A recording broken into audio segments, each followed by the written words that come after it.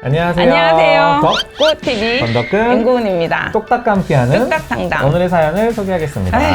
언어가 느려서 치료를 다녀요. 이제 엄마 아빠 하고요. 어린이집에서 다 같이 손 씻으러 가자고 하면 다른 아이들은 곧장 따라서는데 우리 아이는 안 간대요. 불러도 빤히 쳐다보고 데리러 와야 따라 나선대요. 집에서 손 씻자 했을 때 싫으면 싫다 도리도리 또는 손살이 하거나 좋으면 바로 따라 나서요.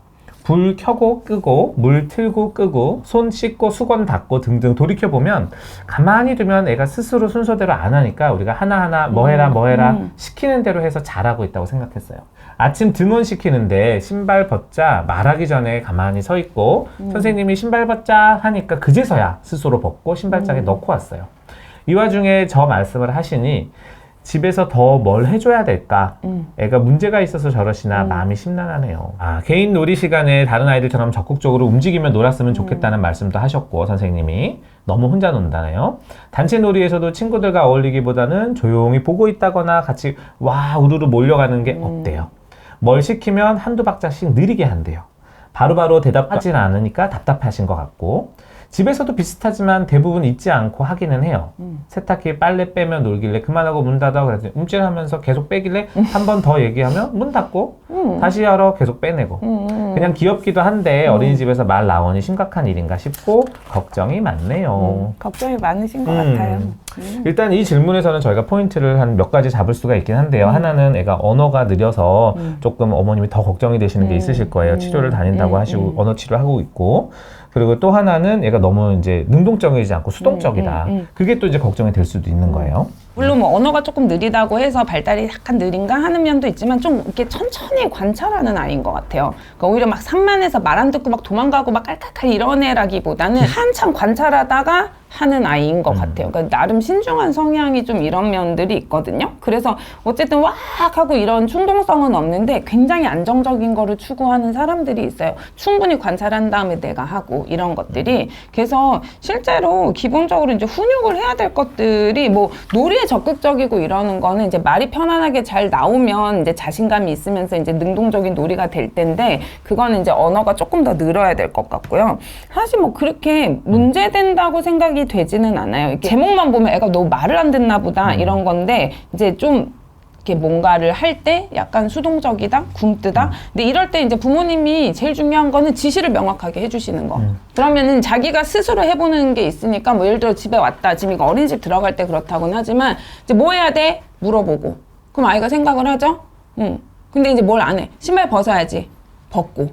그런 거일 때 부모님의 메시지가 너무 길면은 못 알아듣거든요. 아이들 훈육하거나 이런 지시와 관련해서는 너무 막 신발 벗을 수 있을까?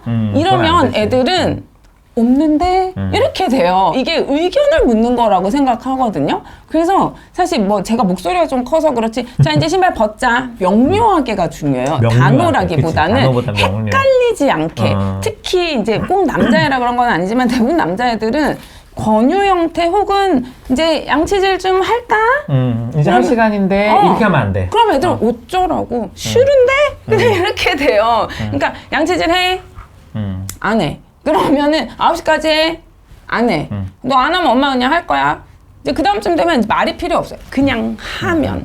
그러니까 이런 것들이 이게 언어가 적극적이지 않은 아이들은 상대방의 언어의 의미나 이런 거를 읽는 게 빠르지가 않거든요. 그럴 때 메시지가 모호하면 못 알아들어요. 근데 또래 친구들하고 놀이는 아이들이 메시지가 되게 불분명하거든요. 더 불분명하지. 그 아이들도 아직 애기들이기 때문에 그러면 무슨 의미인지를 파악하는데 되게 오래 걸리는데 그건 이제 언어 치료도 하면서 배워야 되지만 집에서 어머니가 메시지를 아주 명료하게 주실 것. 세탁기 닫아.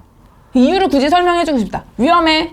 길면 못 알아들어요. 그런 걸 간결하고 명료한 거를 알아듣기 시작하고 나면 이제 그게 잘 되고 나면 그 다음에는 아유 누구야.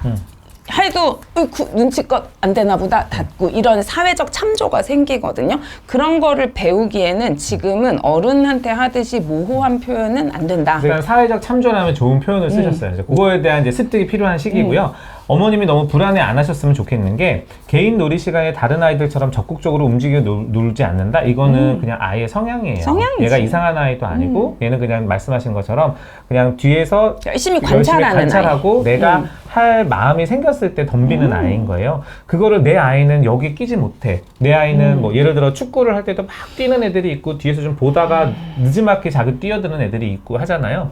그런 것처럼 그냥 얘는 옆에서 지켜보고 있는 건데 그거에 끼지 못했다고 해서 얘가 뭔가 뒤처지는 애가 아닐까? 불안함을 어머님이 일단 놓으셔도 돼요. 선생님이 물론 말씀을 하셨으니까 그쵸? 어머님이 이제 좀 걱정은 되셨겠지만 이거는 지금 27개월 나이에서는 특히나 더 걱정하실 일이 아니기 때문에 언어가 느리면 자기 표현이 느려지기 때문에 자기가 하고 싶은 말, 자기가 참여하고 싶거나 자기가 하고 싶은 것들도 못하는 경우들이 생길 수가 있어요. 왜냐하면 의사 표현을 제대로 못해서 그런 거를 이제 어머님이 뭐 그래도 알고 치료까지 다니고 하시고 계신 거 보면은 그런 부분을 좀 끌어올려줄 필요는 있는 것 같아요. 그래서 그런 부분에 대해서 끌어올려주고 집안 습관에서 집안에서 어머니께서는 아까 선생님 말씀하신 것처럼 명료하게. 명료하게 그런 패턴이나 이런 그 성향은 그냥 아이가 조금 그 관찰이 많은 아이다, 탐색이 긴 아이다라고 생각하시면 그치. 될 것 탐색이 같아요. 긴 아이예요. 맞아요. 신중한 아이. 그리고 남자아이들 2번 얘기해서 들으면 굉장히 잘 듣는 거예요. 그 상위 1%예요. 상위 1%. 너무 걱정하지 마시고 다만 이제 36개월이 되었어도 아이의 문장이나 이런 게 조금 느리거나 아이의 행동이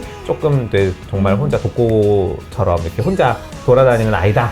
그러면은 다시 한번 상담을 주세요. 그래요. 도움 되셨길 바라고 다음에 또 다른 질문으로 찾아뵙도록 하겠습니다. 네, 감사합니다. 안녕히 계세요.